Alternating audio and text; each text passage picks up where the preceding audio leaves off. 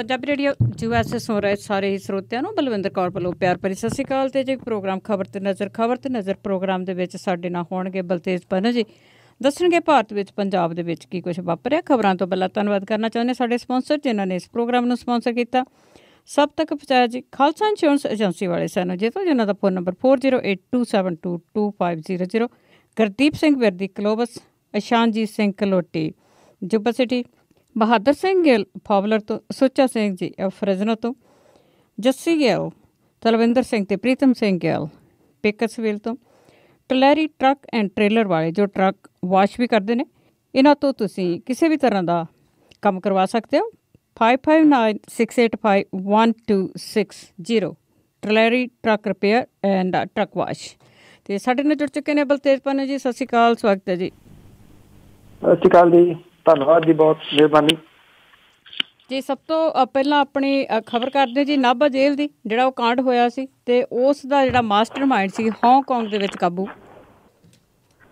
ਬਿਲਕੁਲ ਜੀ, ਇਹ ਅੱਤਵਾਦੀਆਂ ਤੇ ਗੈਂਗਸਟਰਾਂ ਦੇ ਦਰਮਿਆਨ ਇੱਕ ਜਿਹੜਾ ਰੋਮੀ ਆ ਉਹਨੂੰ ਇੱਕ ਕੜੀ ਵਜੋਂ ਜਿਹੜਾ ਜੀ ਉਹ ਦੇਖਿਆ ਜਾਂਦਾ। ਇਹਦੇ ਜਿਹੜੇ ਸੰਬੰਧ ਨੇ ਜੀ ਉਹ ਪਾਕਿਸਤਾਨ ਦੇ ਵਿੱਚ ਰਹਿ ਰਹੇ ਕੁਛ ਜਿਹੜੇ ਅੱਤਵਾਦੀ ਨੇ ਉਹਨਾਂ ਦੇ ਨਾਲ ਦੱਸੇ ਜਾ ਰਹੇ ਨੇ, ਔਰ ਡਰੱਗ ਸਮਗਲਿੰਗ ਦੇ ਰਾਹੀਂ ਕਾਰੋਬਾਰ ਦੇ ਵਿੱਚ ਮਸ਼ਰੂਫ ਜਿਹੜੇ ਗੈਂਗਸਟਰ ਵਗੈਰਾ ਨੇ ਉਹਨਾਂ ਦੇ ਨਾਲ ਵੀ ਇਹਦੀ ਇੱਕ ਕੜੀ ਆ। ਔਰ ਇਹ ਨਾਭੇ ਦੇ ਵਿੱਚ ਜਿਹੜਾ ਜੇਲ੍ਹ ਬ੍ਰੇਕ ਹੋਈ ਸੀ ਉਦੋਂ ਜਿਹੜਾ ਜੀ ਇਹ ਮਾਸਟਰ ਮਾਈਂਡ ਦੇ ਰੂਪ ਦੇ ਵਿੱਚ ਦੇਖਿਆ ਗਿਆ ਸੀਗਾ, ਔਰ ਇੱਥੇ ਨਾਭਾ ਜੇਲ੍ਹ ਦੇ ਨੇੜੇ ਤੇੜੇ ਇਹ ਪਾਇਆ ਗਿਆ ਸੀਗਾ ਉਸ ਟਾਈਮ ਦੇ ਉੱਤੇ ਜਦੋਂ ਇਹ ਜੇਲ੍ਹ ਬ੍ਰੇਕ ਹੋਇਆ। ਜਿਹੜੀ CCTV ਫੁਟੇਜ ਹੈ ਉਹਦੇ ਮੁਤਾਬਕ ਹੁਣ ਇਹ ਜਿਹੜਾ ਰਮਨਜੀਤ ਸਿੰਘ ਰੋਮੀ ਆ ਜੀ, ਇਹਨੂੰ ਹਾਂਗਕਾਂਗ ਦੇ ਵਿੱਚ ਫੜ ਲਿਆ ਗਿਆ।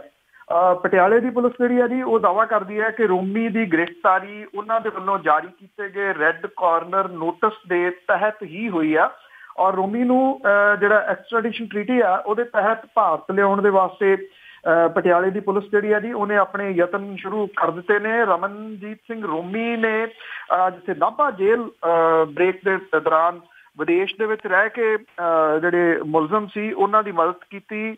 ਫਰਾਰ ਹੋਏ ਗੈਂਗਸਟਰਾਂ ਲਈ ਬਾਅਦ ਦੇ ਵਿੱਚ ਉਹ ਪੈਸਾ ਭੇਜਦਾ ਰਿਹਾ, ਔਰ ਹਾਂਗਕਾਂਗ ਦੇ ਵਿੱਚ ਰਹਿੰਦਿਆਂ ਉਹ ਕੰਟਰੋਲ ਰੂਮ ਦਾ ਕੰਮ ਜਿਹੜਾ ਜੀ ਉਹ ਕਰਦਾ ਸੀਗਾ।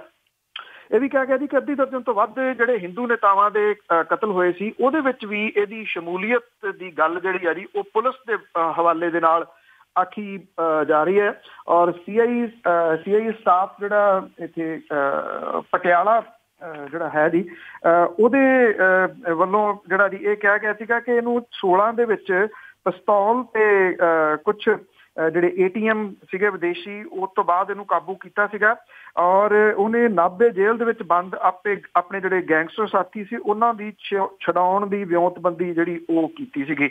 ਔਰ ਉਹਨੂੰ ਗੁਰਪ੍ਰੀਤ ਸੇਖੋਂ ਦੇ ਨਾਲ ਨਾਭਾ ਜੇਲ੍ਹ ਕਾਂਡ ਦੀ ਸਾਜ਼ਿਸ਼ ਜਿਹੜੀ ਦੀ ਉਹਨੇ ਰਚੀ। ਉਸ ਤੋਂ ਬਾਅਦ ਉਹਨੂੰ ਜ਼ਮਾਨਤ ਮਿਲ ਗਈ ਤੇ ਜ਼ਮਾਨਤ ਮਿਲਣ ਤੋਂ ਬਾਅਦ ਇਹ ਵਿਦੇਸ਼ ਜਿਹੜਾ ਸੀ ਉਹ ਭੱਜ ਗਿਆ, ਔਰ ਉੱਥੇ ਬਹਿ ਕੇ ਇਹਨੇ ਨਾਭਾ ਜੇਲ੍ਹ ਜਿਹੜੀ ਸੀਗੀ ਜੀ ਉਹਨੂੰ ਤੋੜਨ ਦੀ ਸਾਰੀ ਵਿਉਂਤ ਕੀਤੀ।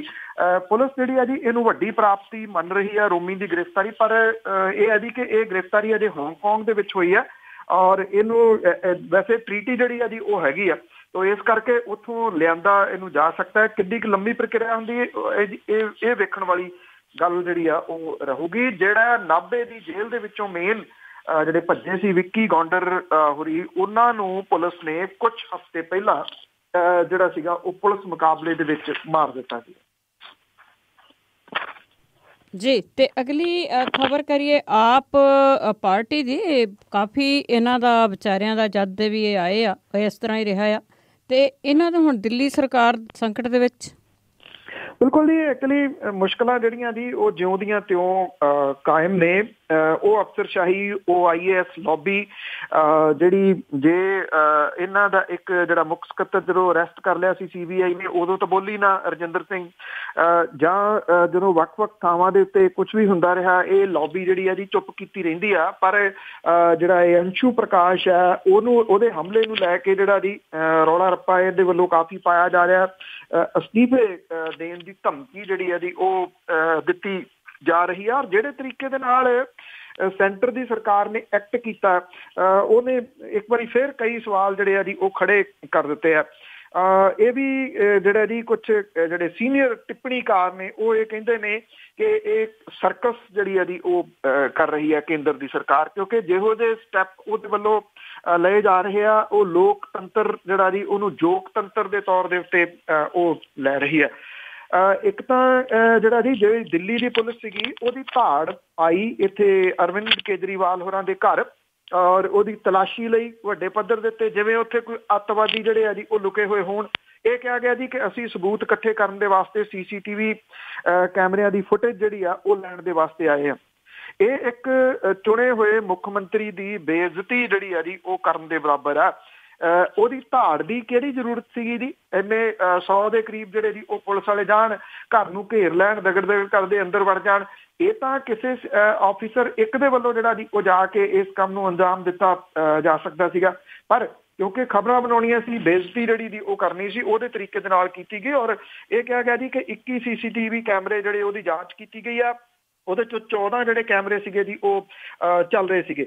CCTV ਕੈਮਰਿਆਂ ਦੀ ਫੁਟੇਜ ਸੰਬੰਧੀ ਇੱਕ ਹਾਰਡ ਡਿਸਕ ਜਿਹੜੀ ਆ ਉਹ ਕਬਜ਼ੇ ਦੇ ਵਿੱਚ ਲਈ ਗਈ ਆ। ਜਿਹੜੇ ਮੁੱਖ ਮੰਤਰੀ ਨੇ ਅਰਵਿੰਦ ਕੇਜਰੀਵਾਲ ਹੋਰੀ, ਉਹਨਾਂ ਨੇ ਕਿਹਾ ਕਿ ਜਿੰਨੀ ਸ਼ਿੱਦਤ ਦੇ ਨਾਲ ਇਸ ਮਾਮਲੇ ਦੀ ਜਾਂਚ ਕੀਤੀ ਜਾ ਰਹੀ ਆ, ਉਹਨਾਂ ਕਿਹਾ ਕਿ ਖੁਸ਼ੀ ਹੋਊਗੀ ਜੇ ਜਸਟਿਸ ਲੋਇਆ ਦੇ ਕਥਿਤ ਮਰਡਰ ਦੇ ਬਾਰੇ ਦੇ ਵਿੱਚ ਵੀ ਇੰਨੇ ਹੀ ਤਰੀਕੇ ਦੇ ਨਾਲ ਜਾਂਚ ਜਿਹੜੀ ਹੈ ਜੀ ਉਹ ਕੀਤੀ ਜਾਵੇ। ਉਧਰ ਚੀਫ ਸੈਕਟਰੀ ਦੀ ਕਥਿਤ ਕੁੱਟਮਾਰ ਮਾਮਲੇ ਦੇ ਵਿੱਚ ਦਿੱਲੀ ਪੁਲਿਸ ਦੀ ਟੀਮ ਦੇ ਵੱਲੋਂ ਮੁੱਖ ਮੰਤਰੀ ਨਿਵਾਸ ਦੇ ਉੱਤੇ ਜਿਹੜੀ ਫੁਟੇਜ ਤੋਂ ਬਾਅਦ ਮੁੱਖ ਮੰਤਰੀ ਨੇ ਅਰਵਿੰਦ ਕੇਜਰੀਵਾਲ ਹੋਰਾਂ ਨੇ ਆਪਣੇ ਮੰਤਰੀਆਂ ਸਣੇ ਉਪ ਰਾਜਪਾਲ ਅਨਿਲ ਬੈਜਲ ਦੇ ਨਾਲ ਜਿਹੜੀ ਜੀ ਉਹ ਮੁਲਾਕਾਤ ਕੀਤੀ। ਜਿਹੜੇ ਲੈਫਟੀਨੈਂਟ ਗਵਰਨਰ ਨੇ ਅਨਿਲ ਬੈਜਲ ਨੇ ਚੀਫ ਸੈਕਟਰੀ ਦੀ ਜਿਹੜੀ ਇਹ ਕੁੱਟਮਾਰ ਸੀ ਇਹਨੂੰ ਮੰਦਭਾਗਾ ਕਿਹਾ ਔਰ ਇਹ ਕਿਹਾ ਕਿ ਲੋਕਤੰਤਰੀ ਸਮਾਜ ਦੇ ਵਿੱਚ ਹਿੰਸਾ ਦੀ ਕੋਈ ਜਗ੍ਹਾ ਨਹੀਂ ਹੈ ਔਰ ਸਰਕਾਰ ਨੂੰ ਆਪਣੇ ਜਿਹੜੇ ਮੁਲਾਜ਼ਮ ਨੇ ਉਹਨਾਂ ਦਾ ਵਿਸ਼ਵਾਸ ਮੁੜ ਕੇ ਕਾਇਮ ਕਰਨ ਲਈ ਕਦਮ ਜਿਹੜੇ ਆ ਜੀ ਉਹ ਚੁੱਕਣੇ ਚਾਹੀਦੇ ਆ। ਜਿਹੜੀਆਂ ਮੀਟਿੰਗਾਂ ਸੱਦੀਆਂ ਗਈਆਂ ਨੇ ਮੰਤਰੀਆਂ ਦੇ ਵੱਲੋਂ, ਇਹਦੇ ਵਿੱਚ ਅਫਸਰ ਜਿਹੜੇ ਨੇ ਜੀ ਉਹਨਾਂ ਨੇ ਬਾਈਕਾਟ ਇਹਦਾ ਕਰਤਾ, ਜਿਹਦੇ ਕਰਕੇ ਸਰਕਾਰ ਦੇ ਕੰਮਕਾਜ ਜਿਹੜੇ ਆ ਜੀ ਉਹ ਸਾਰੇ ਖੜੋ ਗਏ ਆ। ਇਹ ਗੱਲ ਇਹ ਕਹਿ ਰਹੇ ਆ ਕਿ ਮੁੱਖ ਮੰਤਰੀ ਜਿਹੜੇ ਨੇ ਉਹ ਮੁਆਫੀ ਮੰਗਣ ਇਸ ਘਟਨਾ ਦੀ। ਜਿਹੜਾ ਅੰਸ਼ੂ ਪ੍ਰਕਾਸ਼ ਨੇ ਦੋਸ਼ ਲਾਇਆ ਕਿ ਉਹਨੂੰ ਅੰਦਰ ਵਾੜ ਕੇ ਕੁੱਟਿਆ ਗਿਆ ਸੀ, ਮੰਨ ਲਓ ਜੇ ਮੁੱਖ ਮੰਤਰੀ ਜਿਹੜੇ ਜੀ ਉਹ ਮਾਫੀ ਮੰਗਦੇ ਆ ਇਸ ਗੱਲ ਦੀ, ਤਾਂ ਉਹਨੂੰ ਆਧਾਰ ਬਣਾ ਲਿਆ ਜਾਊਗਾ ਵੀ ਇਹਦਾ ਮਤਲਬ ਜਿਹੜੇ ਆ ਜੀ ਉਹ ਘਟਨਾ ਹੋਈ ਆ ਤੇ 2 ਜਿਹੜੇ ਵਿਧਾਇਕ ਇਸ ਵੇਲੇ ਹਿਰਾਸਤ ਦੇ ਵਿੱਚ ਨੇ, ਉਹਨਾਂ ਦੀਆਂ ਮੁਸ਼ਕਲਾਂ ਜਿਹੜੀਆਂ ਦੀ ਇਹਦੇ ਨਾਲ ਵੱਧ ਜਾਣਗੀਆਂ, ਕਿਉਂਕਿ ਉਹਨਾਂ ਦੀ ਅਜੇ ਜਿਹੜੀ ਜ਼ਮਾਨਤ ਅਰਜ਼ੀ ਮਨਜ਼ੂਰ ਨਹੀਂ ਹੋਈ। ਹਾਲਾਂਕਿ ਇਹ ਜਿਹੜੀ ਅਰਜ਼ੀ ਆ ਉਹ ਰੱਦ ਵੀ ਨਹੀਂ ਹੋਈ, ਅੱਗੇ ਜਿਹੜੀ ਆ ਪਾਈ ਗਈ ਆ। ਸੋ ਦਿੱਲੀ ਦੀ ਸਰਕਾਰ ਦਾ ਜਿਹੜਾ ਸੰਕਟ ਹੈ ਜੀ ਉਹ ਜਿਉਂ ਦਾ ਤਿਉਂ ਗੰਭੀਰ ਹੁੰਦਾ ਤੁਰਿਆ ਜਾ ਰਿਹਾ ਜੀ ਡੇ ਬਾਈ ਡੇ। ਪਰ ਖਾਸ ਤੌਰ ਦੇ ਉੱਤੇ ਜਿਵੇਂ ਹੁਣ ਅਫਸਰਸ਼ਾਹੀ ਨੂੰ ਵਰਤਿਆ ਜਾ ਰਿਹਾ ਜੀ, ਉਸ ਤੋਂ ਬਾਅਦ ਸਵਾਲੀਆ ਚਿੰਨ੍ਹ ਤਾਂ ਜਿਹੜੇ ਆ ਜੀ ਉਹ ਖੜੇ ਹੋ ਰਹੇ ਹੈ ਕਿ ਦਿੱਲੀ ਦੀ ਸਰਕਾਰ ਨੂੰ ਰੋਕਣ ਦੇ ਵਾਸਤੇ ਜਾਂ ਉਹਨੂੰ ਸੁੱਟਣ ਦੇ ਵਾਸਤੇ ਅਗਲਾ ਸਟੈਪ ਕੀ ਲਿਆ ਜਾਊਗਾ। ਜੀ ਬਿਲਕੁਲ, ਡੇ 1 ਤੋਂ ਹੀ ਇਸ ਤਰ੍ਹਾਂ ਦੀਆਂ ਇਹਨਾਂ ਦੇ ਨਾਲ ਜਿਹੜੀਆਂ ਗੱਲਾਂ ਬਾਤਾਂ ਆ ਉਹ ਹੋ ਰਹੀਆਂ। ਅਤੇ ਅੱਗੇ ਆਪਾਂ ਗੱਲ ਕਰਦੇ ਹਾਂ ਜੀ ਗੁੰਡਾ ਟੈਕਸ ਦੀ, ਅਤੇ ਉਹ ਟੈਕਸ ਗੁੰਡਾ ਟੈਕਸ ਉਸੇ ਤਰ੍ਹਾਂ ਜਾਰੀ ਹੈ ਪਰ ਸਿਆਸੀ ਲੋਕਾਂ ਵੱਲੋਂ ਠੇਕੇਦਾਰਾਂ ਨੂੰ ਦਬਕੇ ਇਹਦੀ ਜਿਹੜੇ ਕਿਉਂਕਿ ਇਹਦੇ ਵਿੱਚ ਨਾ ਜੀ ਜਿਹੜਾ ਬਠਿੰਡਾ ਤੇ ਇਹਦੇ ਨੇੜੇ ਤੇੜੇ ਦੇ ਲੋਕ ਨੇ, ਤਕਰੀਬਨ 4 ਜਾਂ 5 ਜਿਹੜੇ ਮੇਨ ਸ਼ਾਮਲ ਨੇ, ਉਹਨਾਂ ਨੇ ਕੀਤਾ ਜੀ ਉਹਨਾਂ ਨੇ ਇੱਕ ਗਰੁੱਪ ਬਣਾ ਲਿਆ। ਉਹ ਪਹਿਲਾਂ ਉਹ ਵੱਖੋ ਵੱਖਰੇ ਕਰਾਉਂਦੇ ਸੀ, ਫਿਰ ਇੱਕ ਦੂਜੇ ਦੇ ਰੋਕਦੇ ਸੀ, ਮਾਮਲਿਆਂ 'ਚ ਦਖਲ ਦਿੰਦੇ ਸੀ। ਸੋ ਇੱਥੇ ਹੋਇਆ ਇਹ ਜਿਹੜਾ ਜੀ ਨਵਾਂ ਇਹ ਆ, ਇਹਨਾਂ ਸਾਰਿਆਂ ਨੇ ਇਕਜੁੱਟਤਾ ਕਰਕੇ ਕਿ ਸਾਰੇ ਇਕੱਠੇ ਉਗਰਾਹੋ, ਮੁੜ ਕੇ ਆਪੋ ਆਪਣਾ ਹਿੱਸਾ ਪੱਤੀ ਜਿਹੜੇ ਜੀ ਉਹ ਵੰਡ ਲਾਂਗੇ। ਬਠਿੰਡਾ ਰਿਫਾਈਨਰੀ ਦਾ ਮਾਮਲਾ ਜਿਹੜਾ ਜੀ ਉਹ ਪਿਛਲੇ ਦਿਨਾਂ ਦੇ ਵਿੱਚ ਮੱਘਦਾ ਰਿਹਾ ਔਰ ਜਿਹੜੀ ਮੰਤਰੀ ਮੰਡਲ ਦੀ ਮੀਟਿੰਗ ਹੋਈ ਸੀ ਉਹਦੇ ਵਿੱਚ ਵੀ ਸਭ ਤੋਂ ਵੱਧ ਇਹ ਉੱਭਰ ਕੇ ਜਿਹੜਾ ਜੀ ਉਹ ਸਾਹਮਣੇ ਆਇਆ ਸੀਗਾ। ਮੁੱਖ ਮੰਤਰੀ ਹੋਰਾਂ ਨੇ ਇਹ ਵੀ ਗੱਲ ਆਖੀ ਸੀਗੀ ਕਿ ਇਹ ਗੁੰਡਾ ਟੈਕਸ ਤੇ ਤੁਰੰਤ ਜਿਹੜਾ ਜੀ ਉਹ ਕੰਟਰੋਲ ਕੀਤਾ ਜਾਊਗਾ, ਪਰ ਹਾਲ ਦੀ ਘੜੀ ਅਜੇ ਤੱਕ ਜਿਹੜਾ ਜੀ ਕੋਈ ਕਿਸੇ ਕਿਸਮ ਦਾ ਕੰਟਰੋਲ ਦੀਂਦਾ ਨਹੀਂਗਾ। ਜਿਹੜਾ ਇੱਥੇ ਜਿਹੜੇ ਠੇਕੇਦਾਰ ਨੇ ਉਹਨਾਂ ਨੇ ਇਹ ਦੇਖਿਆ ਕਿ ਹੁਣ ਮਾਮਲਾ ਜਿਹੜਾ ਸ਼ਾਂਤ ਹੈ। ਜਦੋਂ ਕੁਝ ਗੱਡੀਆਂ ਜਿਹੜੀਆਂ ਜੀ ਉਹਨਾਂ ਨੇ ਮੰਗਾਈਆਂ ਤੇ ਨਾਲ ਦੀ ਨਾਲ ਤੰਬੂ ਤਾਂ ਬੇਸ਼ੱਕ ਇਹਨਾਂ ਨੇ ਪੁੱਟਲੇ, ਪਰ ਜਿਹੜਾ ਇਹ ਠੇਕੇਦਾਰ ਸੀਗਾ ਜੀ ਅਸ਼ੋਕ ਬਾਂਸਲ, ਉਹਦੇ ਦਫ਼ਤਰ ਦੇ ਵਿੱਚ ਜਾ ਕੇ ਉਹਨੂੰ ਧਮਕੀਆਂ ਦਿੱਤੀਆਂ ਕਿ ਤੇਰੀ ਜ਼ਰੂਰਤ ਕਿੱਦਾਂ ਪਈ, ਤੂੰ ਜਿਹੜਾ ਜੀ ਇਹ ਗੱਡੀਆਂ ਬਿਨਾਂ ਪੈਸੇ ਦਿੱਤੇ ਤੋਂ ਜਿਹੜੀਆਂ ਉਹ ਲੰਘਾ ਲਵੇਂ। ਇੱਥੋਂ ਤੱਕ ਕਿਹਾ ਗਿਆ ਕਿ ਉਹਨੇ ਇਹ ਗੱਲ ਕਹੀ ਕਿ ਸਾਡੀਆਂ ਜਿਹੜਾ ਇਹ ਅਸੀਂ ਉਗਰਾਹੀ ਕਰ ਰਹੇ ਹਾਂ ਇਹਨੂੰ ਤਾਂ ਪ੍ਰਧਾਨ ਮੰਤਰੀ ਵੀ ਨਹੀਂ ਰੋਕ ਸਕਦਾ, ਮੁੱਖ ਮੰਤਰੀ ਤਾਂ ਕੀ। ਇਹਦਾ ਇੱਕ ਆਡੀਓ ਕਲਿੱਪ ਵੀ ਜਿਹੜਾ ਜੀ ਉਹਨੇ ਜਿਹੜੀ ਸ਼ਿਕਾਇਤ ਕੀਤੀ ਆ ਉਹਦੇ ਵਿੱਚ ਭੇਜਿਆ। ਹੁਣ ਲਿਖਤੀ ਰੂਪ ਦੇ ਵਿੱਚ ਸ਼ਿਕਾਇਤ ਜਿਹੜੀ ਆ ਜੀ ਉਹ ਠੇਕੇਦਾਰ ਨੇ ਇਹਦੀ ਕੀਤੀ ਆ SSP ਨੂੰ। ਜਿਹੜੇ ਡਿਪਟੀ ਕਮਿਸ਼ਨਰ ਨੇ ਉਹ ਇਹ ਕਹਿੰਦੇ ਆ ਕਿ 3 ਦਿਨਾਂ ਤੋਂ ਮਾਹੌਲ ਜਿਹੜਾ ਬਿਲਕੁਲ ਸ਼ਾਂਤ ਹੈ, ਕੋਈ ਗਲਤ ਵਸੂਲੀ ਜਿਹੜੀ ਆ ਜੀ ਉਹ ਨਹੀਂ ਹੋ ਰਹੀ, ਪਰ ਜਿਹੜੇ ਅਫਸਰ ਨੇ ਉਹ ਜੋ ਮਰਜ਼ੀ ਕਹੀ ਜਾਣ। ਦੂਜਾ ਇਹਦਾ ਪੱਖ ਜਿਹੜਾ ਜੀ ਇਹ ਹੈ ਕਿ ਵਸੂਲੀ ਤਾਂ ਹੋਵੇ ਨਾ, ਜੇ ਗੱਡੀਆਂ ਹੁਣ ਕੰਮ ਸਾਰਾ ਰੁਕਿਆ ਪਿਆ, ਜੇ ਕੋਈ ਲੈ ਕੇ ਆਉਂਦਾ ਤੇ ਤੁਰੰਤ ਜਿਹੜੇ ਆ ਉਹਦੇ ਦਫ਼ਤਰ ਦੇ ਵਿੱਚ ਪਹੁੰਚ ਜਾਂਦੇ ਆ, ਔਰ ਉਹ ਫੋਨ ਦੇ ਉੱਤੇ ਵੀ ਧਮਕੀਆਂ ਦੇ ਰਹੇ, ਜਿਹਦੀ ਆਡੀਓ ਅਫਸਰਾਂ ਨੂੰ ਨਾਲ ਜਿਹੜੀ ਆ ਜੀ ਉਹ ਭੇਜੀ ਗਈ ਆ। ਇੱਕ ਕਾਂਗਰਸੀ ਵਿਧਾਇਕ ਤੇ ਉਹਦੇ ਨੇੜਲੇ ਜਿਹੜੇ ਜੋੜੀਦਾਰਾਂ ਦੇ ਨਾਮ ਵੀ ਇਸ ਸ਼ਿਕਾਇਤ ਦੇ ਵਿੱਚ ਲਿਖੇ ਗਏ ਆ। ਮੋਬਾਈਲ ਨੰਬਰਾਂ ਦੀ ਪੂਰੀ ਪੜਤਾਲ ਕਰਨ ਦੀ ਮੰਗ ਜਿਹੜੀ ਕੀਤੀ ਗਈ ਆ ਤਾਂ ਕਿ ਗੁੰਡਾ ਟੈਕਸ ਦੇ ਨਾਲ ਜੁੜੇ ਜਿਹੜੇ ਸਿਆਸੀ ਲੋਕ ਨੇ ਉਹਨਾਂ ਦੇ ਭੇਦ ਜਿਹੜੇ ਆ ਉਹ ਖੁੱਲ ਸਕਣ।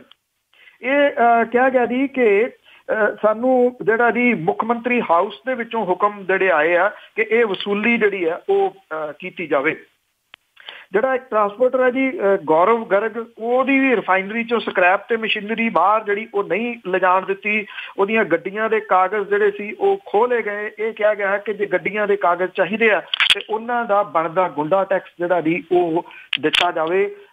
ਬੇਸ਼ੱਕ ਮੁੱਖ ਮੰਤਰੀ ਹੋਰਾਂ ਨੇ ਇਹਦੇ ਆਦੇਸ਼ ਦਿੱਤੇ ਸਨ, ਪਰ ਇਹ ਗੁੰਡਾ ਟੈਕਸ ਜਿਹੜਾ ਜੀ ਜਿਉਂ ਦਾ ਤਿਉਂ ਬਠਿੰਡੇ ਤੇ ਉਹਦੇ ਨੇੜੇ ਤੇੜੇ ਜਿਹੜਾ ਉਹ ਜਾਰੀ ਆ, ਔਰ ਇਹਨਾਂ ਦੇ ਹੌਸਲੇ ਇੰਨੇ ਜਿਹੜੇ ਆ ਜੀ ਉਹ ਵਧੇ ਹੋਏ ਆ ਕਿ ਅਜੇ ਵੀ ਸਿੰਗਲ ਵੀ ਗੱਡੀ ਜਿਹੜੀ ਆ ਜੀ ਉੱਥੋਂ ਜਾਣ ਨਹੀਂ ਦੇ ਰਹੇ। ਸ਼ਹਿ ਲਾ ਕੇ ਬੈਠੇ ਇਹਨਾਂ ਦੇ ਜਿਹੜੇ ਲੋਕ ਨੇ, ਜਦੋਂ ਕੋਈ ਗੱਡੀ ਲੰਘਦੀ ਆ ਤੇ ਝੱਟ ਦੇ ਨਹੀਂ ਜਾ ਕੇ ਉਸ ਗੱਡੀ ਨੂੰ ਘੇਰ ਲੈਂਦੇ ਆ, ਕੁੱਟਮਾਰ ਕਰਕੇ ਉਹਦੇ ਪੇਪਰ ਤੱਕ ਜਿਹੜੇ ਆ ਜੀ ਉਹ ਖੋਹ ਲੈਂਦੇ ਆ। ਔਰ ਜਿਹੋ ਜਿਹੀਆਂ ਧਮਕੀਆਂ ਦਿੱਤੀਆਂ ਜਾ ਰਹੀਆਂ ਨੇ ਕਿ ਇਹਨੂੰ ਕੋਈ ਵੀ ਰੋਕ ਨਹੀਂ ਸਕਦਾ ਇਸ ਟੈਕਸ ਨੂੰ ਅਗਰਾਉਣ ਤੋਂ, ਜਿਹਨੂੰ ਗੁੰਡਾ ਟੈਕਸ ਜਿਹੜਾ ਜੀ ਉਹ ਨਾਮ ਦਿੱਤਾ ਗਿਆ, ਉਹ ਉਸੇ ਤਰੀਕੇ ਨਾਲ ਜਾਰੀ ਹੈ ਜੀ ਸਾਰਾ। ਬਿਲਕੁਲ ਜੀ, ਹਾਲਾਤਾਂ ਦੇ ਵਿੱਚ ਕੋਈ ਚੇਂਜ ਨਹੀਂ ਹੋਈ। ਅੱਗੇ ਸ਼ਮਸ਼ੇਰ ਦੁੱਲੋ ਦੀ ਜੇ ਗੱਲ ਕਰੀਏ ਤਾਂ ਪੰਜਾਬ ਸਰਕਾਰ ਦੇ ਖਿਲਾਫ ਬਾਗੀ ਸੁਰਾਂ। ਸ਼ਮਸ਼ੇਰ ਸਿੰਘ ਦੁੱਲੋ ਉਹਦੀ ਵੈਸੇ ਤਾਂ ਬਾਗੀ ਜਿਹੜਾ ਜੀ ਉਹ ਕੈਪਟਨ ਅਮਰਿੰਦਰ ਸਿੰਘ ਹੋਰਾਂ ਦੇ ਨਾਲ ਚਿਰੋਕਣੇ ਰਹੇ ਨੇ, ਔਰ ਖਾਸ ਤੌਰ ਦੇ ਉੱਤੇ ਜਦੋਂ ਰਾਜ ਸਭਾ ਦੀ ਸੀਟ ਦੀ ਚੋਣ ਹੋਣੀ ਸੀ ਤਾਂ ਸ਼ਮਸ਼ੇਰ ਸਿੰਘ ਦੁੱਲੋ ਹੋਰਾਂ ਨੇ ਉੱਤੋਂ ਜਗਾੜ ਲਾ ਕੇ ਜਿਹੜਾ ਜੀ ਆਪਣਾ ਨਾਮਜ਼ਦ ਕਰਾ ਲਿਆ ਸੀ। ਕੈਪਟਨ ਅਮਰਿੰਦਰ ਸਿੰਘ ਹੋਰੀ ਉਹਨਾਂ ਦੇ ਵਿਰੋਧ ਦੇ ਵਿੱਚ ਖੜੇ ਸੀ। ਉਦੋਂ ਤੋਂ ਇਹ ਜਿਹੜਾ ਜੀ ਉਹ ਜਾਰੀ ਹੈ ਵਿਰੋਧ। ਹੁਣ ਇੱਕ ਨਵੇਂ ਰੂਪ ਦੇ ਵਿੱਚ ਇਹ ਸਾਹਮਣੇ ਆਇਆ ਜੀ। ਦਲਿਤਾਂ ਦੇ ਮਾਮਲੇ ਵਿਚਾਰਨ ਦੇ ਵਾਸਤੇ ਇੱਕ ਜਿਹੜੀ ਸਟੀਅਰਿੰਗ ਕਮੇਟੀ ਆ, ਜਿਹਦੀ ਪ੍ਰਧਾਨਗੀ ਮੁੱਖ ਮੰਤਰੀ ਹੋਰਾਂ ਨੇ ਜਿਹੜੀ ਆ ਜੀ ਉਹ ਕਰਨੀ ਹੁੰਦੀ ਆ। ਮੁੱਖ ਮੰਤਰੀ ਇਸ ਮੀਟਿੰਗ ਦੇ ਵਿੱਚ ਨਹੀਂ ਆਏ, ਔਰ ਜਿਹੜੇ ਰਾਜ ਸਭਾ ਦੇ ਮੈਂਬਰ ਨੇ ਸ਼ਮਸ਼ੇਰ ਸਿੰਘ ਦੁੱਲੋ ਹੋਰੀ, ਉਹਨਾਂ ਨੇ ਇਸ ਮੁੱਦੇ ਨੂੰ ਜਿਹੜਾ ਜੀ ਤੁਰੰਤ ਆਭਾਰ ਦਿੱਤਾ। ਅਕਾਲੀ ਦਲ ਦੇ ਟੀਨੂ ਤੇ ਭਾਜਪਾ ਦੇ ਸੋਮ ਪ੍ਰਕਾਸ਼ ਜਿਹੜੇ ਸੀ, ਉਹਨਾਂ ਨੇ ਵੀ ਜਿਹੜੇ ਸ਼ਮਸ਼ੇਰ ਸਿੰਘ ਦੁੱਲੋ ਹੋਰਾਂ ਦੀ ਜਿਹੜੀ ਇਹ ਸੁਰ ਸੀ ਉਹਦੇ ਵਿੱਚ ਹਾਮੀ ਭਰੀ। ਸ਼ਮਸ਼ੇਰ ਸਿੰਘ ਦੁੱਲੋ ਹੋਰਾਂ ਨੇ ਕਿਹਾ ਕਿ ਮੁੱਖ ਮੰਤਰੀ ਜਿਹੜੇ ਨੇ ਉਹ ਦਲਿਤਾਂ ਦੇ ਮੁੱਦਿਆਂ ਨੂੰ ਇਗਨੋਰ ਕਰ ਰਹੇ ਨੇ, ਜਿਹਦੇ ਕਰਕੇ ਉਹ ਇਸ ਕਮੇਟੀ ਦੇ ਵਿੱਚ ਆਏ ਨਹੀਂ, ਔਰ ਕਮੇਟੀ ਦੀ ਪ੍ਰਧਾਨਗੀ ਉਹਨਾਂ ਨੇ ਚੇਅਰਮੈਨ ਵਜੋਂ ਜਿਹੜੀ ਆ ਜੀ ਉਹ ਕਰਨੀ ਸੀਗੀ। ਜਿਹੜੀ ਮੀਟਿੰਗ ਸੀ ਉਹਦੇ ਵਿੱਚ ਆ ਗਏ ਮਨਪ੍ਰੀਤ ਸਿੰਘ ਬਾਦਲ ਤੇ ਸਾਧੂ ਸਿੰਘ ਧਰਮਸੋਤ। ਕਾਂਗਰਸ ਦੇ ਜਿਹੜੇ ਸੀਗੇ ਜੀ ਰਾਜ ਸਭਾ ਮੈਂਬਰ ਸ਼ਮਸ਼ੇਰ ਸਿੰਘ ਦੁੱਲੋ ਹੋਰਾਂ ਨੇ ਸਟਾਰਟਿੰਗ ਦੇ ਵਿੱਚ ਹੀ ਇਹ ਕਹਿਤਾ ਕਿ ਉਹ ਮੀਟਿੰਗ ਦੀ ਕਾਰਵਾਈ ਅੱਗੇ ਨਹੀਂ ਤੋਰਨਗੇ। ਉਹਨਾਂ ਨੇ ਕਿਹਾ ਕਿ ਜਦੋਂ ਮੁੱਖ ਮੰਤਰੀ ਹੈ ਨਹੀਂ, ਜਿਹੜੇ ਚੇਅਰਮੈਨ ਨੇ, ਤੇ ਕੋਈ ਫੈਸਲਾ ਜਿਹੜਾ ਇਸ ਕਮੇਟੀ ਦੇ ਵਿੱਚ ਕਿਵੇਂ ਲਿਆ ਜਾ ਸਕਦਾ। ਇਹਨਾਂ ਦੋ ਜਿਹੜੇ ਮੰਤਰੀ ਸੀ ਉਹਨਾਂ ਨੇ ਕਿਹਾ ਕਿ ਮੁੱਖ ਮੰਤਰੀ ਦੀ ਸਿਹਤ ਠੀਕ ਨਹੀਂ ਗੀ, ਜਿਹਦੇ ਕਰਕੇ ਜਿਹੜਾ ਜੀ ਉਹਨਾਂ ਦੋ ਦੀ ਡਿਊਟੀ ਜਿਹੜੀ ਆ ਉਹ ਲੱਗੀ ਆ। ਆਮ ਆਦਮੀ ਪਾਰਟੀ ਦੇ ਬੁੱਧ ਰਾਮ ਜਿਹੜੇ ਸੀਗੇ ਤੇ ਕਾਂਗਰਸ ਦੇ ਸ਼ਮਸ਼ੇਰ ਸਿੰਘ ਦੁੱਲੋ, ਅਕਾਲੀ ਦਲ ਦੇ ਪਵਨ ਟੀਨੂ ਤੇ ਭਾਜਪਾ ਦੇ ਸੋਮ ਪ੍ਰਕਾਸ਼ ਜਿਹੜੇ ਸੀਗੇ ਜੀ, ਇਹਨਾਂ ਨੇ ਮੀਟਿੰਗ ਦੇ ਵਿੱਚੋਂ ਵਾਕ ਆਊਟ ਜਿਹੜਾ ਸੀ ਉਹ ਕਰ ਦਿੱਤਾ, ਔਰ ਇਹ ਕਿਹਾ ਕਿ ਚੇਅਰਮੈਨ ਹੈ ਨਹੀਂ ਤਾਂ ਮੀਟਿੰਗ ਦਾ ਕੋਈ ਤੁਕ ਜਿਹੜੀ ਆ ਉਹ ਬਣਦੀ ਨਹੀਂ ਗੀ। ਜਿਹੜੇ ਇਹ ਮੀਟਿੰਗ ਜਿਹੜੀ ਸੀ ਇਹਨੇ ਫੈਸਲੇ ਜਿਹੜੇ ਜੀ ਕੁਝ ਦਲਿਤਾਂ ਦੇ ਬਾਰੇ ਦੇ ਵਿੱਚ ਲੈਣੇ ਸੀਗੇ। ਸ਼ਮਸ਼ੇਰ ਸਿੰਘ ਦੁੱਲੋ ਹੋਰਾਂ ਨੇ ਕਿਹਾ ਕਿ ਜਿਹੜੇ ਸਭ ਤੋਂ ਵੱਡੀ ਮਿਸਾਲ ਦਲਿਤ ਵਿਦਿਆਰਥੀ ਜਿਹੜੇ ਨੇ ਉਹਨਾਂ ਨੂੰ ਵਜ਼ੀਫੇ ਦੀ ਕਹੀ ਜਾ ਸਕਦੀ ਆ, ਔਰ ਇਹ ਮਾਮਲਾ ਜਿਹੜਾ ਸੀਗਾ ਜੀ ਉਹ ਮੁੱਖ ਮੰਤਰੀ ਹੀ ਜਿਹੜਾ ਜੀ ਉਹ ਇਹਦੇ ਸੰਬੰਧੀ ਕੋਈ ਫੈਸਲਾ ਲੈ ਸਕਦੇ ਸੀਗੇ। ਰਾਜ ਸਭਾ ਮੈਂਬਰ ਨੇ ਇਹ ਵੀ ਗੱਲ ਕਹੀ ਕਿ ਬਾਲਦ ਕਲਾਂ ਪਿੰਡ ਦੇ ਵਿੱਚ ਪੰਚਾਇਤੀ ਜ਼ਮੀਨ 'ਚ ਦਲਿਤਾਂ ਦੇ ਹਿੱਸੇ ਦਾ ਮਾਮਲਾ ਕਈ ਸਾਲਾਂ ਤੋਂ ਭਾਰੂ ਹੈ। ਦਲਿਤਾਂ ਨੂੰ ਤਸ਼ੱਦਦ ਦਾ ਨਿਸ਼ਾਨਾ ਜਿਹੜਾ ਵੀ ਉਹ ਬਣਾਇਆ ਜਾ ਰਿਹਾ ਹੈ ਤੇ ਮੁੱਖ ਮੰਤਰੀ ਜਿਹੜੇ ਨੇ ਉਹ ਦਲਿਤ ਮਾਮਲਿਆਂ ਤੋਂ ਲਗਾਤਾਰ ਮੂੰਹ ਮੋੜ ਰਹੇ ਨੇ। ਇਸੇ ਕਰਕੇ ਉਹ ਇਸ ਮੀਟਿੰਗ ਦੇ ਵਿੱਚ ਵੀ ਨਹੀਂ ਆਏ। ਇਹਨੂੰ ਪਹਿਲਾਂ ਜਿਹੜੇ ਪ੍ਰਤਾਪ ਸਿੰਘ ਬਾਜਵਾ ਹੋਰੀ ਨੇ ਉਹ ਵੀ ਰਾਜ ਸਭਾ ਦੇ ਮੈਂਬਰ ਨੇ, ਉਹਨਾਂ ਦੀਆਂ ਵੀ ਇਸੇ ਤਰ੍ਹਾਂ ਦੀਆਂ ਬਾਗੀ ਸੁਰਾਂ ਜਿਹੜੀਆਂ ਜੀ ਮੌਜੂਦਾ ਸਰਕਾਰ ਦੇ ਬਾਰੇ ਦੇ ਵਿੱਚ ਸਾਹਮਣੇ ਆਈਆਂ ਸੀ।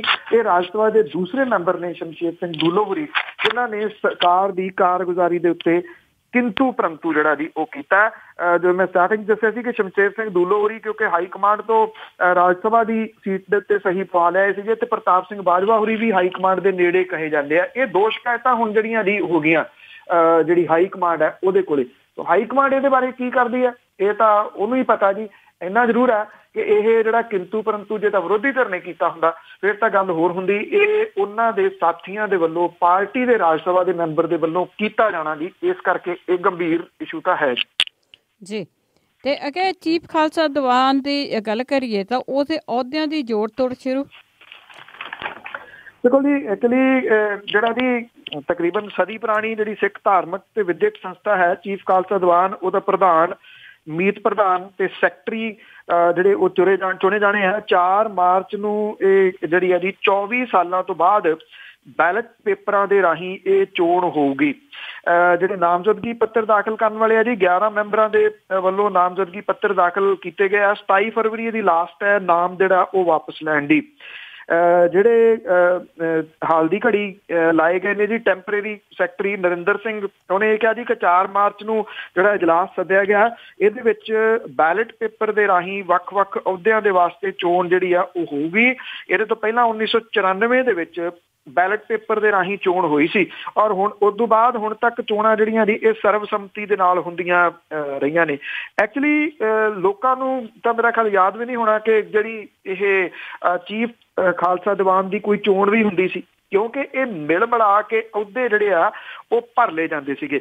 ਹੁਣ ਇਹ ਚਰਚਾ ਜਿਹੜਾ ਜੀ ਇਸ ਕਰਕੇ ਹੋ ਗਿਆ ਕਿ ਪਿਛਲੇ ਦਿਨੀ ਜਿਹੜਾ ਚਰਨਜੀਤ ਸਿੰਘ ਚੱਡਾ ਸੀਗਾ ਜੀ ਉਹਦਾ ਮਾਮਲਾ ਸਾਹਮਣੇ ਆ ਗਿਆ। ਚਰਨਜੀਤ ਸਿੰਘ ਚੱਡਾ ਦਾ ਮੁੰਡਾ ਜਿਹੜਾ ਇੰਦਰਪ੍ਰੀਤ ਸਿੰਘ ਚੱਡਾ ਸੀਗਾ, ਜਿਹੜਾ ਮੀਤ ਪ੍ਰਧਾਨ ਸੀਗਾ, ਚਰਨਜੀਤ ਸਿੰਘ ਚੱਡਾ ਪ੍ਰਧਾਨ ਸੀਗਾ, ਉਹਨੇ ਸੁਸਾਈਡ ਕਰ ਲਿਆ ਇੰਦਰਪ੍ਰੀਤ ਸਿੰਘ ਚੱਡਾ ਨੇ। ਇਹ ਅਹੁਦੇ ਜਿਹੜੇ ਸੀਗੇ ਉਹ ਖਾਲੀ ਹੋ ਗਏ ਕਿਉਂਕਿ ਅਕਾਲ ਤਖਤ ਦੇ ਵੱਲੋਂ ਜਾਰੀ ਹੁਕਮਾਂ ਤੋਂ ਬਾਅਦ ਚਰਨਜੀਤ ਚੱਡਾ ਨੂੰ ਜਿਹੜਾ ਸੀਗਾ ਜੀ ਉਹ ਅਹੁਦੇ ਤੋਂ ਹਟਾ ਦਿੱਤਾ ਗਿਆ ਸੀਗਾ। ਇਸ ਵੇਲੇ 3 ਧੜੇ ਜਿਹੜੇ ਆ ਜੀ ਉਹ ਜ਼ੋਰ ਅਜ਼ਮਾਈ ਕਰ ਰਹੇ ਆ। ਇੱਕ ਚਰਨਜੀਤ ਸਿੰਘ ਚੱਡਾ ਦਾ ਧੜਾ, ਦੂਜਾ ਭਾਗ ਸਿੰਘ ਅਣਖੀ ਦਾ ਧੜਾ ਹੈ ਔਰ ਤੀਜਾ ਧੜਾ ਹੈ ਧਨਰਾਜ ਸਿੰਘ ਦਾ ਜੀ। ਇਹਨਾਂ ਧੜਿਆਂ ਦੇ ਵਿੱਚੋਂ ਕੌਣ ਬਾਜੀ ਮਾਰਦਾ ਜੀ ਇਹ ਦੇਖਣ ਵਾਲਾ ਹੋਊਗਾ। ਇਹ ਕਿਹਾ ਜਾ ਰਿਹਾ ਜੀ ਕਿ ਅਜੇ ਵੀ ਚਰਨਜੀਤ ਚੱਡਾ ਦੀ ਜਿਹੜੇ ਚਾਪਲੂਸੀ ਕਰਨ ਵਾਲੇ ਨੇ ਉਹਦਾ ਧੜਾ ਵਾਹਵਾ ਜਿਹੜਾ ਜੀ ਚੜ੍ਹਾਈ ਦੇ ਵਿੱਚ ਹੈ। ਜੇ ਉਹਦੇ ਧੜੇ ਦੀ ਜੇਤੀ ਹੋ ਜਾਂਦੀ ਆ ਤਾਂ ਤੁਸੀਂ ਇਹ ਕਹਿ ਲਓ ਕਿ ਅਸਿੱਧੇ ਤਰੀਕੇ ਦੇ ਨਾਲ ਚਰਨਜੀਤ ਸਿੰਘ ਚੱਡਾ ਹੀ ਪ੍ਰਧਾਨਗੀ ਦੇ ਅਹੁਦੇ ਦੇ ਉੱਤੇ ਕਾਬਜ ਹੋ ਜਾਊਗਾ ਕਿਉਂਕਿ ਉਹਦੀਆਂ ਕਠਪੁਤਲੀਆਂ ਨੇ ਜੀ ਜਿਨ੍ਹਾਂ ਨੂੰ ਉਹ ਪਾਸੇ ਬਹਿ ਕੇ ਚਲਾਊਗਾ ਜੀ। ਤੇ ਅੱਗੇ ਆਪਾਂ ਗੱਲ ਕਰਦੇ ਆ ਜੀ ਨੀਰਵ ਮੋਦੀ ਦੀ। ਮੋਦੀ ਹੋਈ ਪਈ ਆ, ਜਿਹੜਾ ਮਰਜ਼ੀ ਮੋਦੀ ਹੋਵੇ, ਤਾਂ ਉਸ ਦੀਆਂ ਕੁਝ ਹੋਰ ਜਿਹੜੀਆਂ ਜਾਇਦਾਦਾਂ ਸੀ ਜ਼ਬਤ। ਬਿਲਕੁਲ ਜੀ, ਇਹ ਛਾਪੇਮਾਰੀ ਜਿਹੜੀ ਹੈ ਜੀ ਕੰਟੀਨਿਊਜ਼ ਜਾਰੀ ਹੈ ਔਰ ਜਿਹੜੀ ਇਨਫੋਰਸਮੈਂਟ ਡਾਇਰੈਕਟੋਰੇਟ ਹੈ ਉਹਨੇ ਨੀਰਵ ਮੋਦੀ ਗਰੁੱਪ ਦੀਆਂ ਕਰੀਬ 44 ਕਰੋੜ ਰੁਪਏ ਦੀਆਂ ਬੈਂਕ ਖਾਤੇ ਤੇ ਸ਼ੇਅਰ ਜਿਹੜੇ ਆ ਜੀ ਉਹ ਜਾਮ ਕੀਤੇ ਆ। ਜਿਹੜੇ ਅਰਬਪਤੀ ਹੀਰੋ ਕਾਰੋਬਾਰੀ ਦੇ ਵੱਖ-ਵੱਖ ਟਿਕਾਣਿਆਂ ਦੇ ਉੱਤੇ ਵਿਦੇਸ਼ੀ ਘੜੀਆਂ ਵੀ ਕਬਜ਼ੇ ਦੇ ਵਿੱਚ ਲਈਆਂ ਨੇ। ਇਹ ਕਿਹਾ ਗਿਆ ਜੀ ਕਿ ਉਹਦੇ ਕੋਲ ਬਲੈਕ ਮਨੀ ਜਿਹੜੀ ਹੈ ਜੀ ਉਹਨੂੰ ਵਾਈਟ ਕਰਨ ਦੇ ਸੰਬੰਧੀ ਐਕਟ ਦੇ ਤਹਿਤ ਬੈਂਕ ਦੇ ਖਾਤੇ ਜਿਹਦੇ ਵਿੱਚ 30 ਕਰੋੜ ਰੁਪਈਆ ਜਮ੍ਹਾਂ ਆ ਤੇ 13 ਕਰੋੜ 86 ਲੱਖ ਰੁਪਏ ਦੇ ਸ਼ੇਅਰ ਜਿਹੜੇ ਆ ਜੀ ਉਹ ਜਾਮ ਕਰਨ ਦੇ ਹੁਕਮ ਦਿੱਤੇ ਗਏ ਆ। ਇਨਫੋਰਸਮੈਂਟ ਡਾਇਰੈਕਟੋਰੇਟ ਦੇ ਵੱਲੋਂ ਹੀਰਿਆਂ ਤੇ ਗਹਿਣਿਆਂ ਦੇ ਅਰਬਪਤੀ ਡਿਜ਼ਾਈਨਰ ਦੇ ਨਾਲ ਸੰਬੰਧਿਤ ਵੱਖ-ਵੱਖ ਟਿਕਾਣਿਆਂ ਦੀ ਤਲਾਸ਼ੀ ਲਈ ਗਈ ਹੈ ਜੀ, ਜਿੱਥੋਂ ਵੱਡੀ ਗਿਣਤੀ ਦੇ ਵਿੱਚ ਵਿਦੇਸ਼ੀ ਘੜੀਆਂ, ਸਟੀਲ ਦੀਆਂ 176 ਅਲਮਾਰੀਆਂ, 158 ਬਾਕਸ, 60 ਹੋਰ ਕੰਟੇਨਰ ਜਿਹੜੇ ਆ ਉਹ ਕਬਜ਼ੇ ਦੇ ਵਿੱਚ ਲਏ ਗਏ ਆ। ਏਜੰਸੀ ਨੇ ਇਹਦੇ ਗਰੁੱਪ ਦੇ ਕੱਲ 100 ਕਰੋੜ ਰੁਪਏ ਕੀਮਤ ਦੇ ਬੈਂਕ ਖਾਤੇ, ਸ਼ੇਅਰ ਤੇ ਕੀਮਤੀ ਜਿਹੜੀਆਂ ਕਾਰਾਂ ਨੇ ਉਹਨਾਂ ਨੂੰ ਕਬਜ਼ੇ ਦੇ ਵਿੱਚ ਜਿਹੜਾ ਜੀ ਉਹ ਲਿਆ ਸੀਗਾ। ਸੋ 44 ਕਰੋੜ ਰੁਪਏ ਦੇ ਜਿਹੜੇ ਆ ਜੀ ਅਸਾਸੇ ਹੋਰ ਜਾਮ ਕੀਤੇ ਗਏ ਆ। ਜਿਹੜੇ ਟੋਟਲ ਜਿਹੜਾ ਜੀ ਇਹ ਕੋਈ ਕਰੀਬ 6000 ਕਰੋੜ ਰੁਪਏ ਦੇ ਪਹੁੰਚ ਗਿਆ ਜੀ, ਜਿੰਨਾ ਉਹਦਾ ਜ਼ਬਤ ਕੀਤਾ ਗਿਆ। ਉਧਰ ਇੱਕ ਹੋਰ ਘੁਟਾਲੇਬਾਜ਼ ਜਿਹੜਾ ਜੀ ਰੋਟੋਮੈਕ ਪੈਨ ਬਣਾਉਣ ਵਾਲੇ ਜਿਹੜੇ ਸੀਗੇ ਜੀ, ਇਹਦਾ ਮਾਲਕ ਵਿਕਰਮ ਕੋਠਾਰੀ ਤੇ ਉਹਦਾ ਪੁੱਤ ਜਿਹੜਾ ਰਾਹੁਲ ਕੋਠਾਰੀ ਆ, ਉਹਨੂੰ ਲਖਨਊ ਦੀ ਅਦਾਲਤ ਦੇ ਵਿੱਚ ਜਿਹੜਾ ਦਿੱਲੀ ਦੀ ਅਦਾਲਤ ਨੇ CBI ਟੀਮ ਦੇ ਵੱਲੋਂ ਦਾਇਰ ਰਿਮਾਂਡ ਦੀ ਅਰਜ਼ੀ ਜਿਹੜੀ ਆ ਜੀ ਉਹਨੂੰ ਸਵੀਕਾਰ ਕਰਕੇ 1 ਦਿਨ ਦਾ ਉਹਦਾ ਟ੍ਰਾਂਜ਼ਿਟ ਰਿਮਾਂਡ ਜਿਹੜਾ ਉਹ ਦਿੱਤਾ। ਇਹਨਾਂ ਅਦਾਲਤ ਨੇ ਇਹਦਾ 1 ਦਿਨ ਦਾ ਰਿਮਾਂਡ ਦਿੱਤਾ ਜੀ। ਇਹਦੇ ਉੱਤੇ ਵੱਖ-ਵੱਖ ਬੈਂਕਾਂ ਦੇ ਨਾਲ ਕੋਈ 3700 ਕਰੋੜ ਰੁਪਏ ਦੀ ਧੋਖਾਦੇਹੀ ਜਿਹੜਾ ਉਹ ਕਰਨ ਦਾ ਦੋਸ਼ ਹੈ। CBI ਨੇ ਵਿਕਰਮ ਕੋਠਾਰੀ ਤੇ ਉਹਦੇ ਪੁੱਤ ਰਾਹੁਲ ਕੋਠਾਰੀ ਨੂੰ ਬੈਂਕਾਂ ਦੇ ਨਾਲ ਧੋਖਾਦੇਹੀ ਦੇ ਦੋਸ਼ ਦੇ ਵਿੱਚ ਜਿਹੜਾ ਜੀ ਉਹ ਗ੍ਰਿਫਤਾਰ ਕੀਤਾ ਸੀਗਾ। ਜਿਹੜੇ RBI ਦੇ ਸਾਬਕਾ ਗਵਰਨਰ ਨੇ, ਉਹਨਾਂ ਨੇ ਇਹ ਗੱਲ ਜਿਹੜੀ ਇਹਦੀ ਆਖੀ ਆ ਕਿ ਜਿਹੜਾ ਇਹ ਪੰਜਾਬ ਨੈਸ਼ਨਲ ਬੈਂਕ ਦੇ ਵਿੱਚ ਘੁਟਾਲਾ ਹੋਇਆ, ਇਸ ਤੋਂ ਬਾਅਦ ਮੌਜੂਦਾ ਗਵਰਨਰ ਜਿਹੜਾ ਜੀ ਉਹਨੂੰ ਆਪਣੇ ਅਹੁਦੇ ਤੋਂ ਅਸਤੀਫਾ ਦੇ ਦੇਣਾ ਚਾਹੀਦਾ। ਪਰ ਨਾਲ ਦੀ ਨਾਲ ਇਹ ਵੀ ਹੈ ਜੀ ਕਿ ਇਸ ਸੰਬੰਧੀ ਗੱਲ-ਗੱਲ ਦੇ ਉੱਤੇ ਟਵੀਟ ਕਰਨ ਵਾਲੇ ਤੇ ਹਮੇਸ਼ਾ ਮਨ ਕੀ ਬਾਤ ਸੁਣਾਉਣ ਵਾਲੇ ਅਜੇ ਵੀ ਜਿਹੜਾ ਜੀ ਉਹ ਚੁੱਪ ਧਾਰੀ ਬੈਠੇ ਨੇ। ਉਹਨਾਂ ਨੇ ਇੱਕ ਵੀ ਲਫ਼ਜ਼ ਇਸ ਮਾਮਲੇ ਦੇ ਉੱਤੇ ਅਜੇ ਤੱਕ ਵੀ ਨਹੀਂ ਬੋਲਿਆ, ਹਾਲਾਂਕਿ ਇਹ ਖਰਬਾਂ ਰੁਪਏ ਦਾ ਘੁਟਾਲਾ ਹੋ ਗਿਆ ਜੀ। ਜਿਹੜੀਆਂ ਚੀਜ਼ਾਂ ਰਲ ਮਿਲ ਕੇ ਕੀਤੀਆਂ ਜਾਣ ਉਹਨਾਂ ਤੇ ਉਹ ਨਹੀਂ ਬੋਲਣਗੇ। ਤਾਂ ਇੱਕ ਅਹਿਮ ਕੇਸ ਹੁੰਦਾ ਸੀ ਜਿਸ ਦਾ ਰਿਕਾਰਡ ਗਵਾਚ ਗਿਆ ਸੀ ਤੇ ਉਸ ਗਵਾਚੇ ਰਿਕਾਰਡ ਨੂੰ ਕਰਕੇ ਪੁਲਿਸ ਨੂੰ ਝਾੜਾ। ਇਹ ਬੜਾ ਚਰਚਿਤ ਕੇਸ ਜਿਹੜਾ ਜੀ ਰਿਹਾ, ਅੰਮ੍ਰਿਤਸਰ ਦੇ ਨਾਲ ਰਿਲੇਟਡ ਇਹ ਕੇਸ ਸੀਗਾ। ਔਰ ਇੱਕ ਪਰਿਵਾਰ ਦੇ 5 ਲੋਕਾਂ ਨੇ ਆਤਮ ਹੱਤਿਆ ਜਿਹੜੀ ਹੈ ਜੀ ਉਹ ਕਰ ਲਈ ਸੀ। ਔਰ ਬੜਾ ਇਹ ਜਿਹੜਾ ਜੀ ਉਦੋਂ ਮਾਮਲਾ ਉੱਭਰਿਆ ਸੀ, ਕੰਧਾਂ ਦੇ ਉੱਤੇ ਉਹਨਾਂ ਨੇ ਨਾਂ ਲਿਖ ਦਿੱਤਾ ਸੀਗਾ ਸੰਬੰਧਿਤ ਅਫਸਰ ਦਾ, ਔਰ ਇਹਦੇ ਸੰਬੰਧੀ ਰਿਕਾਰਡ ਜਿਹੜਾ ਜੀ ਉਹ ਨਸ਼ਟ ਕਰ ਦਿੱਤਾ ਗਿਆ। ਔਰ ਪੰਜਾਬ ਹਰਿਆਣਾ ਹਾਈ ਕੋਰਟ ਨੇ ਪੰਜਾਬ ਪੁਲਿਸ ਦੀ, ਪੰਜਾਬ ਸਰਕਾਰ ਦੀ ਖਚਾਈ ਜਿਹੜੀ ਹੈ ਜੀ ਉਹ ਕੀਤੀ ਆ ਔਰ ਪੁੱਛਿਆ ਕਿ ਜਿਹੜਾ ਹੇਠਲੀ ਅਦਾਲਤ ਦੇ ਵਿੱਚ ਕੇਸ ਚੱਲ ਰਿਹਾ ਉਹਦਾ ਰਿਕਾਰਡ ਕਿਵੇਂ ਨਸ਼ਟ ਕਰ ਦਿੱਤਾ ਗਿਆ। 5 ਮਾਰਚ ਤੱਕ ਨੂੰ ਜਵਾਬ ਜਿਹੜਾ ਜੀ ਪੰਜਾਬ ਹਰਿਆਣਾ ਹਾਈ ਕੋਰਟ ਨੇ ਇਹਦੇ ਸੰਬੰਧੀ ਮੰਗਿਆ। 31 ਅਕਤੂਬਰ 2004 ਦੀ ਰਾਤ ਨੂੰ ਅੰਮ੍ਰਿਤਸਰ ਦੇ ਹਰਦੀਪ ਸਿੰਘ, ਉਹਦੀ ਪਤਨੀ ਰੋਮੀ, ਉਹਦੀ ਮਾਂ ਜਸਵੰਤ ਕੌਰ, ਉਹਦੇ ਮੁੰਡੇ ਸਨਮੀਤ ਤੇ ਅੰਮ੍ਰਿਤ ਨੇ ਆਤਮ ਹੱਤਿਆ ਕਰ ਲਈ ਸੀਗੀ। ਹਰਦੀਪ ਸਿੰਘ ਨੇ 4 ਸੁਸਾਈਡ ਨੋਟ ਦੋਸਤਾਂ ਨੂੰ ਭੇਜਣ ਦੇ ਨਾਲ ਕੰਧਾਂ ਦੇ ਉੱਤੇ ਇਹਦੀ ਵਜ੍ਹਾ ਲਿਖ ਦਿੱਤੀ ਸੀਗੀ।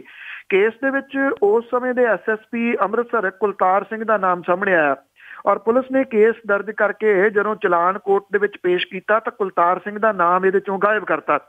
ਉਸ ਵੇਲੇ ਜਿਹੜਾ ਦੀ ਜਸਟਿਸ ਸਾਬਕਾ ਅਜੀਤ ਸਿੰਘ ਬੈਂਸ ਨੇ ਕੈਪਟਨ ਅਮਰਿੰਦਰ ਸਿੰਘ ਹੋਰਾਂ ਨੂੰ ਚਿੱਠੀ ਲਿਖੀ ਔਰ ਇਹਨੂੰ ਗੰਭੀਰ ਕੇਸ ਦੱਸਿਆ ਸੀ। ਇਹਦੇ ਉੱਤੇ ਉਦੋਂ ਕਿਉਂਕਿ ਸਰਕਾਰ ਕੈਪਟਨ ਹੋਰਾਂ ਦੀ ਸੀ, ਉਹਦੀ ਜਾਂਚ IG ਜਸਮਿੰਦਰ ਸਿੰਘ ਹੋਰਾਂ ਨੂੰ ਦਿੱਤੀ ਸੀਗੀ। ਜਾਂਚ ਪੂਰੀ ਹੋਣ ਵਾਲੀ ਸੀਗੀ ਕਿ ਸੱਤਾ ਬਦਲ ਗਈ। ਅਗਲੇ ਮੁੱਖ ਮੰਤਰੀ ਬਣ ਕੇ ਪ੍ਰਕਾਸ਼ ਸਿੰਘ ਬਾਦਲ, ਉਹਨਾਂ ਨੇ ਜਾਂਚ ਉਸ ਸਮੇਂ ਦੇ IG ਹਰਦੀਪ ਸਿੰਘ ਢਿੱਲੋਂ ਨੂੰ ਦੇਤੀ ਔਰ ਉਹਨਾਂ ਨੇ ਕੁਲਤਾਰ ਸਿੰਘ ਨੂੰ ਕਲੀਨ ਚਿੱਟ ਦੇਤੀ। 2009 ਦੇ ਵਿੱਚ ਅੰਮ੍ਰਿਤਸਰ ਦੇ advocate human right activist Sarabjit Singh Verka ਨੇ ਅੰਮ੍ਰਿਤਸਰ ਕੋਰਟ ਦੇ ਵਿੱਚ ਸਾਬਕਾ DIG ਕੁਲਤਾਰ ਸਿੰਘ ਹੋਰਾਂ ਦੇ ਨਾਲ ਸੰਬੰਧਿਤ ਲੋਕਾਂ ਦੇ ਉੱਤੇ ਇਸਤਕਾਸਾ ਜਿਹੜਾ ਸੀ ਉਹ ਦਰਜ ਕਰਾਤਾ। IG ਜਸਵਿੰਦਰ ਸਿੰਘ ਹੋਰਾਂ ਨੂੰ ਬਤੌਰ ਗਵਾਹ ਬੁਲਾਇਆ ਗਿਆ। ਕੁਲਤਾਰ ਸਿੰਘ ਦੇ ਖਿਲਾਫ ਸਾਰੇ ਸਬੂਤ ਕੋਰਟ ਨੂੰ ਦਿੱਤੇ ਗਏ। ਕੁਲਤਾਰ ਸਿੰਘ ਦੇ ਨਾਲ DSP ਹਰਦੇਵ ਸਿੰਘ ਤੇ 2 ਹੋਰ ਜਿਹੜੇ ਸੀ ਉਹਨਾਂ ਨੂੰ ਸਮਨਿੰਗ ਕੀਤੀ ਗਈ। ਕੁਲਤਾਰ ਸਿੰਘ ਪੇਸ਼ ਨਹੀਂ ਹੋਏ। 19 ਵਾਰੀ ਅਰੈਸਟ ਵਾਰੰਟ ਜਾਰੀ ਹੋਏ, ਫਿਰ ਵੀ ਪੇਸ਼ ਨਹੀਂ ਹੋਏ। 12 ਦੇ ਵਿੱਚ ਅਦਾਲਤ ਦੀ ਉਹ ਫਾਈਲ ਗੁੰਮ ਹੋ ਗਈ ਜਿਹਦੀ ਸ਼ਿਕਾਇਤ ਸਰਬਜੀਤ ਸਿੰਘ ਵੇਰਕਾ ਨੇ ਸੈਸ਼ਨ ਜੱਜ ਅੰਮ੍ਰਿਤਸਰ ਨੂੰ ਕੀਤੀ ਸੀਗੀ ਔਰ ਉਹਨਾਂ ਨੇ CGM ਨੂੰ ਫਾਈਲ ਦੁਬਾਰਾ ਬਣਾਉਣ ਦੇ ਵਾਸਤੇ ਕਿਹਾ। 6 ਸਾਲ ਬੀਤ ਜਾਣ ਤੋਂ ਬਾਅਦ ਵੀ ਫਾਈਲ ਨਹੀਂ ਬਣੀ। 15 ਦੇ ਵਿੱਚ ਵੇਰਕਾ ਨੇ ਹਾਈ ਕੋਰਟ ਦੇ ਵਿੱਚ ਪਟੀਸ਼ਨ ਦੇਤੀ। ਜਦੋਂ ਦੁਬਾਰਾ DGP ਆਫਿਸ ਦੇ ਵਿੱਚ ਰਿਕਾਰਡ ਮੰਗਿਆ ਗਿਆ ਤਾਂ ਜਵਾਬ ਮਿਲਿਆ ਰਿਕਾਰਡ ਜਿਹੜਾ ਜੀ ਉਹ ਨਸ਼ਟ ਹੋ ਗਿਆ। ਔਰ ਹਾਈ ਕੋਰਟ ਦੇ ਵਿੱਚ ਜਦੋਂ ਫਾਈਲ ਗੁੰਮ ਹੋਣ ਸੰਬੰਧੀ ਪੁਲਿਸ ਤੋਂ ਜਵਾਬ ਮੰਗਿਆ ਗਿਆ ਤਾਂ AIG ਜਿਹੜੇ ਸਰਬਜੀਤ ਸਿੰਘ ਵੀ ਪੇਸ਼ ਹੋਏ। ਉਹਨਾਂ ਨੇ ਕਿਹਾ ਕਿ ਇਸ ਕੇਸ ਦੇ ਵਿੱਚ ਇੱਕ ਬੰਦੇ ਨੂੰ ਸਜ਼ਾ ਹੋ ਚੁੱਕੀ ਹੈ।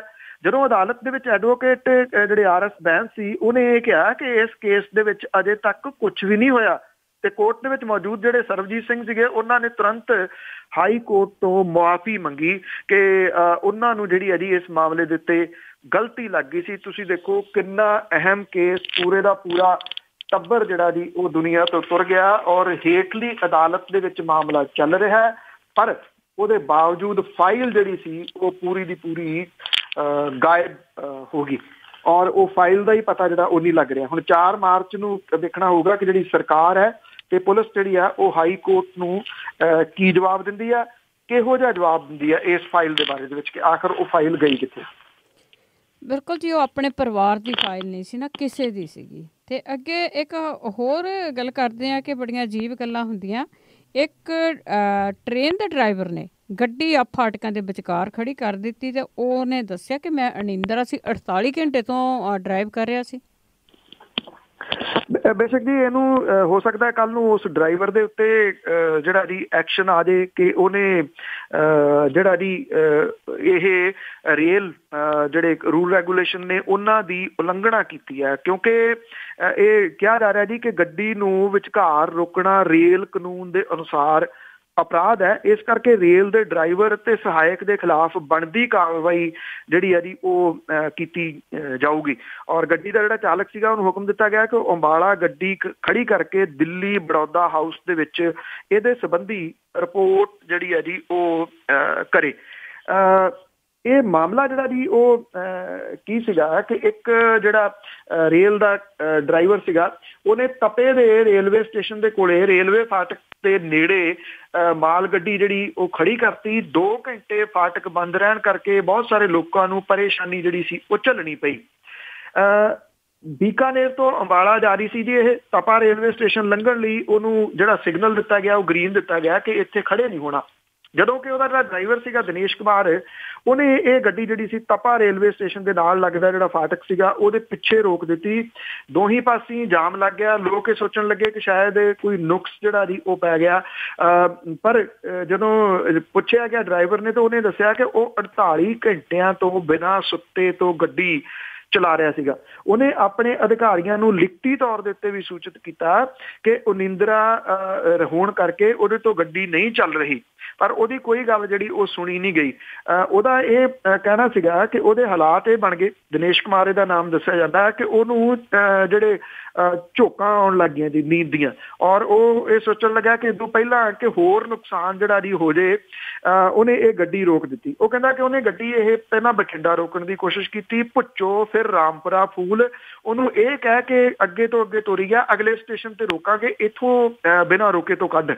ਔਰ ਉਹਨੇ ਜਦੋਂ ਨਾ ਉਹਦਾ ਵੱਸ ਚੱਲਿਆ ਤਾਂ ਉਹਨੇ ਤਪੇ ਜਿੱਥੇ ਰੋਕਣੀ ਸੀਗੀ ਗੱਡੀ, ਇਹ ਕਿਹਾ ਗਿਆ ਤੈਨੂੰ ਤਪੇ ਰੋਕਾਂਗੇ, ਉੱਥੇ ਵੀ ਉਹਨੂੰ ਗ੍ਰੀਨ ਸਿਗਨਲ ਦੇ ਦਿੱਤਾ ਗਿਆ ਕਿ ਇੱਥੇ ਗੱਡੀ ਨਹੀਂ ਰੋਕਣੀ, ਅੱਗੇ ਜਿਹੜਾ ਜੀ ਉਹ ਲੈ ਕੇ ਜਾ। ਉਹ ਕਹਿੰਦਾ ਕਿ ਉਹ ਮਾਨਸਿਕ ਉਹਨੂੰ ਪਰੇਸ਼ਾਨੀ ਹੋਈ ਔਰ ਜੇ ਉਹਨੂੰ ਨੀਂਦ ਆ ਜਾਂਦੀ ਤਾਂ ਇੱਕ ਵੱਡਾ ਹਾਦਸਾ ਵਾਪਰ ਸਕਦਾ ਸੀਗਾ। ਉਹਨੇ ਇਹ ਹਾਦਸੇ ਨੂੰ ਰੋਕਣ ਦੇ ਕਰਕੇ ਜਿਹੜਾ ਜੀ ਉਹ ਗੱਡੀ ਰੋਕਤੀ।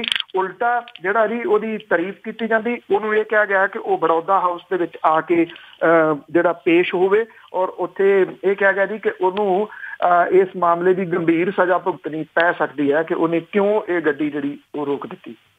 ਬਿਲਕੁਲ ਜੀ, ਪੇਸ਼ੀ ਕਰਾਉਣ ਵਾਲਿਆਂ ਨੇ ਇੰਨਾ ਕਦੀ ਕੰਮ ਨਹੀਂ ਕੀਤਾ ਹੋਣਾ 48 ਘੰਟੇ ਲਗਾਤਾਰ। ਬਹੁਤ ਬਹੁਤ ਤੁਹਾਡਾ ਧੰਨਵਾਦ ਜੀ।